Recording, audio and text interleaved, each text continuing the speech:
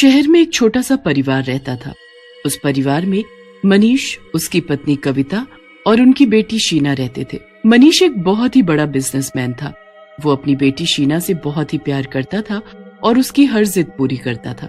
शीना भी अपने पापा को बहुत प्यार करती थी क्योंकि उसके पापा उसे कभी किसी चीज के लिए मना नहीं करते थे।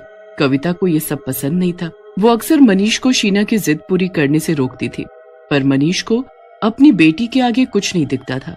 एक दिन ऐसा ही होता है। वो अपने पापा से गाड़ी की चाबी मांगती है। पापा, मेरे प्यारे पापा, मुझे जल्दी से कुछ पैसे और गाड़ी की चाबी दे दो। हाँ बेटी, क्यों नहीं, पर तुमने अभी अभी तो गाड़ी चलाना सीखा है। तुम एक काम करो, ड्राइवर को ले जाओ। अरे पापा, आपको नहीं पता मैं कितनी अच्छी गाड़ी चला सकती हूँ। आप मेरी जरा भी चिंता न करें, आप बस जल्दी से मुझे चाबी दे दो। नहीं जी, बिल्कुल नहीं, कोई चाबी मत देना इसको। आए दिन दोस्तों के साथ घूमना और देर रात घर आना। अब गाड़ी की चाबी दे दोगे तो फिर तो ये घर में टिकेगी ही नहीं। देखा पापा, देखा आपने कैसे मम्मी फिर से मेरे पीछे पड़ गई है। आज मेरा जन्मदिन है फिर भी। तुम चुप करो कविता, ये मेरी बेटी और मेरा मामला है, तुम बीच में मत बोलो। ये लो बेटी, तुम चाबी लो और अच्छे से घूम कर आओ।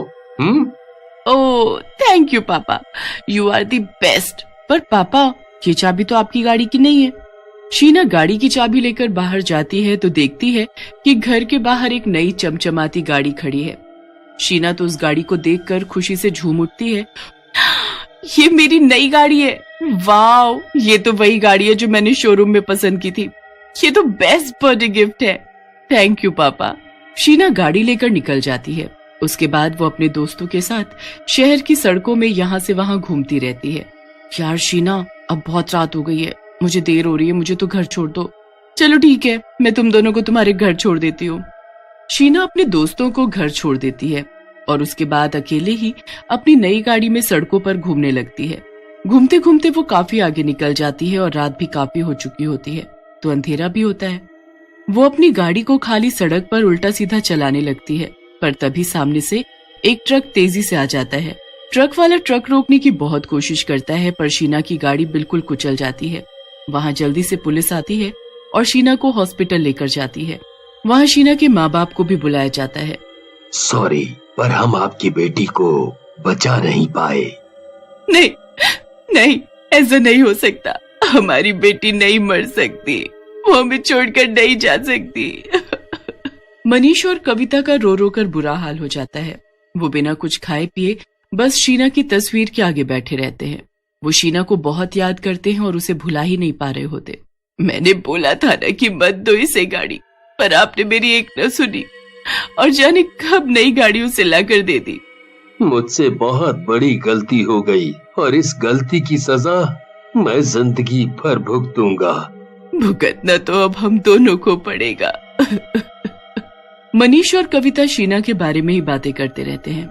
ऐसे ही दुख के साथ कुछ दिन निकल जाते हैं। फिर एक दिन एक पुलिस वाला शीना की गाड़ी लेकर घर आता है, जो बहुत ही बुरी हालत की निशानी है, इसीलिए मैं इसे हमेशा उस गैराज में बंद रखूंगा। मनीष उस गाड़ी को गैराज में बंद कर देता है। पूरा दिन ऐसे ही निकल जाता है और रात को मनीष और कविता जब दोनों सो जाते हैं तो गैराज से अजीब सी आवाज आती है, जैसे किसी ने गाड़ी स्टार्ट की हो। फिर गैराज का दरवाजा अपने आप खुल जाता है। दरवाजा खुलने के बाद वो गाड़ी अपने आप गैराज के बाहर चलकर आ जाती है और गैराज के बाहर एक चुड़ैल खड़ी होती है। वो चुड़ैल उस गाड़ी में बैठती है और उसके बैठते ही गाड़ी पहले जैसी नई हो जाती है। उसके बाद वो चुड़ैल गाड़ी लेकर निकल पड़ती है। मेरी गाड़ी, मेरी प्यारी गाड़ी। चुड़ैल गाड़ी चला ही रही होती है कि पीछे एक दूसरी गाड़ी भी चल रही होती है।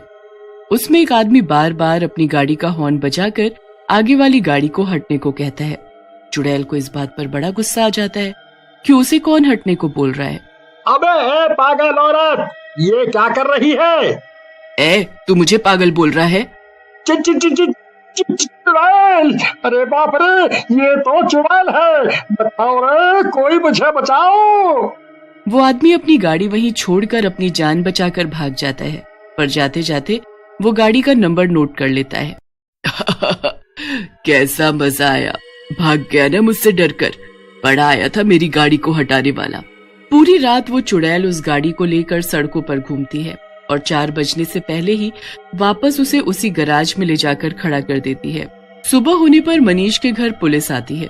वो आदमी भी साथ आता है जिसका पिछली रात चुड़ैल ने एक्सीडेंट किया होता है। क्या हुआ सर, आप यहाँ? इस आदमी ने कंप्लेंट की है तुम्हारी गाड़ी की और बोल रहा है उसमें एक चुड़ैल बैठी थी। चुड़ैल? ये कैसी बातें कर रहे हो आप?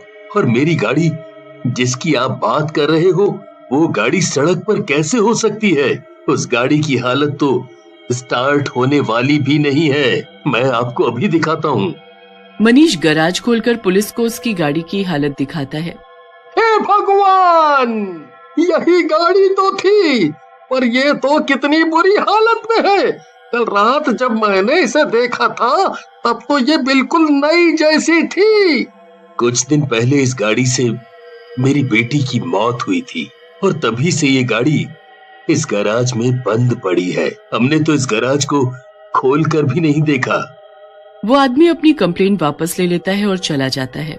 पर अगली रात फिर से रात को 12 बजे गैराज के बाहर वही चुड़ैल आकर खड़ी हो जाती है।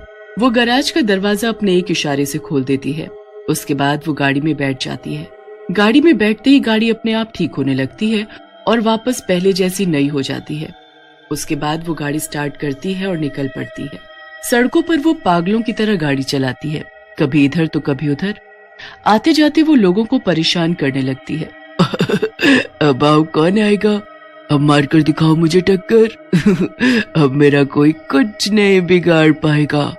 अब तो मैं सबका जीना मुश्किल करूंगी। अरे मैडम, कैसे गाड़ी चला रही हो? दिखाई नहीं देता क्या? अभी तुम्हारी वजह से मेरा एक्सीडेंट हो जाता। तेरी इतनी मजाल जो मुझे पागल बोले, तुझे तो मैं अभी बताती हूँ। चुड़ैल उस ट्रक वाले का पूरा ट्रक पलट देती है।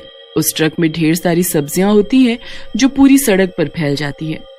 ट्रक वाले को भी काफी चोट आती है। अगले दिन वो भी कंप्लेन करता है तो उसे भी वही जवाब मिलता है कि वो गाड़ी चलने की हालत में ही नहीं है तो एक्सीडेंट कैसे कर सकती है। वो आदमी पुलिस वालों को बताता है कि उसमें एक चुड़ैल थी, पर सब उसका मजाक उड़ाने लगते हैं और उसे ही बोलने लगते हैं कि तू पीकर ट्रक चला रहा होगा।